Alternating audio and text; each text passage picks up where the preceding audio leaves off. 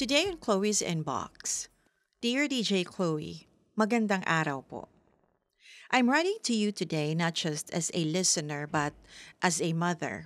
Isang ina na matagal nang tahimik pero ngayon hindi na mapigilan ang bigat sa puso. 67 years old na po ako. Retired na rin, mag-isa na sa buhay at sa bahay. Ang mga anak ko naman po, lahat nasa kanya-kanyang buhay na. Yung panganay ko, nasa abroad. Yung bunso, meron na rin pong pamilya. Hindi na kami sabay-sabay kumakain. At lalo nang wala na yung mga tawanan, mga simpleng kwentuhan, kahit yung simpleng tanong lang na, "Ma, kumusta ka?" O kaya ay, "Ma, kumain ka na ba?" Or, "Ma, kumusta araw mo?" Chloe, alam ko naman na busy sila.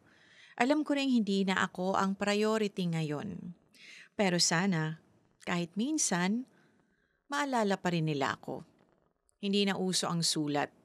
Pero ni text, ni tawag, wala. Ako pa yung laging unang nagme-message, nag-aalok ng pagkain, nagtatanong kung okay sila, at kung minsan walang reply, o kung meron man isang K, o okay po. Ganun na lang. Noong mga bata pa sila, ako ang gumigising ng maaga para magluto ng baon. Ako ang unang gising. Ako rin ang huling natutulog. Ako ang nag-aalaga kapag may sakit at ako ang nagtuturo ng assignments. Ako ang takbuhan ng lahat. At ngayon na ako naman ang nangungulila, ay wala na. Tahimik ang bahay, tahimik ang chat, tahimik ang puso. Minsan tinatanong ko talaga ang sarili ko, Chloe, may mali ba akong nagawa? Nasaan na yung mga anak kong dati ay hindi mapakali kapag wala ako sa bahay o hindi nila ako nakikita o kaya'y hindi pa ako umuuwi. Ngayon parang hindi na nila ako kailangan. Parang bonus na lang ako kung naaalala. Hindi ko naman hinihingi na alagaan ako. Hindi ko inaasahan na bibisitahin nila ako araw-araw. Pero sana kahit konting effort man lang. Kahit simpleng kumusta.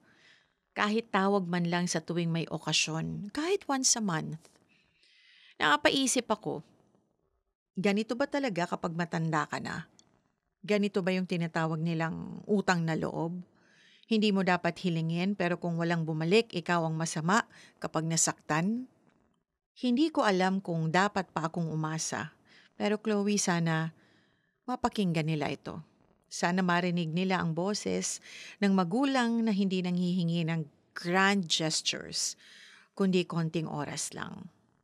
Letter sender, Nanay Mila.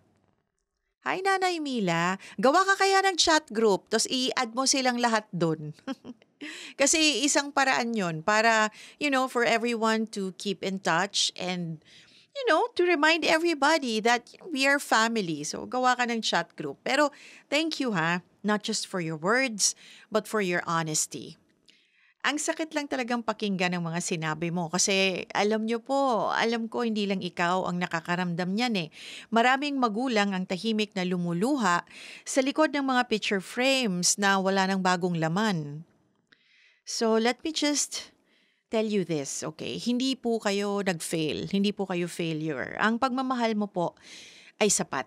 Ang sakripisyo mo po ay totoo. Ang ginawa mong pagpapalaki sa mga anak mo, kailanman po hindi yun biro. Ang problema kasi minsan, people move on too fast and forget too easily. In this generation of busyness and distractions, parents are often set aside, not out of hatred, but out of convenience. Pero nanay, your pain naman po is valid, okay? Hindi ka po overacting or hindi ka OA, hindi ka rin naman nang iistorbo. Ikaw po ay isang nanay, okay? You're a mother and you just miss your children. And that really happens. So, let me just speak directly to anyone who's listening right now na hindi man lang tumatawag sa mga magulang nila in a while. Hindi mo alam kung ilang beses nilang chinek ang phone nila, okay? Hinihintay ang pangalan mo sa screen. Isang tawag lang para kang oxygen, para kang hangin sa araw nila. So what do you do, nanay? Okay? Una, i-let go niyo po yung guilt. Hindi mo ito kasalanan, okay? Hindi ka demanding. You're simply human with love to give and a heart that never forgets, okay? A heart that remembers. Pangalawa, if kaya naman po, try to reach out sorry. Pangalawa, if kaya naman po, try to reach out one last time. Honestly, hindi para manumbat, kundi para mag-open ng conversation. Something like, alam nyo, anak, or mga anak, hindi naman ako galit, pero gusto kong sabihin, minsan naiiyak ako sa lungkot. Sana may oras kayo kahit konti kasi nami-miss ko lang kayo. Wala pong masama sa pagsasabi ng totoo at pagsasabi ng nararamdaman. Sometimes, we teach our children strength so well that they forget we need softness too. At kung sakaling walang response, now here's the hardest truth. You cannot force presence. But you can fill your days with people and things that remind you that you still matter. Okay? Find your community. Siguro naman po, meron pa kayong mga friends. Baka naman po, pwede kayong join sa mga, alam nyo yon, mga Zumba ng mga ka-age nyo po, mga senior. Talk to other moms. Yung mga katulad nyo rin po na nanay. Reconnect with old friends. Ito na yung time na ikaw naman, sarili mo naman. Kasi, alam mo po yon, wala na kayong asikasuhin, wala na kayong pinag-aaral, so reconnect with old friends. Labas-labas po kayo paminsan-minsan. Mag-try ng activity na para sa'yo lang. Bakit po? Because you are more than the love you once gave. You are still someone deserving of love today. So Nanay Mila, ang puso mo ay hindi naman po sayang, okay? Ang buhay mo ay meron pa rin pong halaga. Kahit sa mga panahong walang sumasagot sa mga text nyo o sa mga tawag nyo. And maybe one day, your children will look back and realize the silence they gave and finally pick up the phone. Pero habang wala pa po yun, please notice na hindi ka po nag-iisa. Marami kang kasama, marami kaming nakikinig, at mahal ka pa rin kahit sa mga panahong pakiramdam mo ay hindi. Nandyan po lagi ang ating estasyon, 96.3 Easy Rock. You can always listen to our station. You can always listen to our conversations online. And you can always reach out to us. I think that's the thing about raising children. The saddest part about, being a parent is you're raising that one person, or how many person that is, kung ilan man ang anak nyo, no?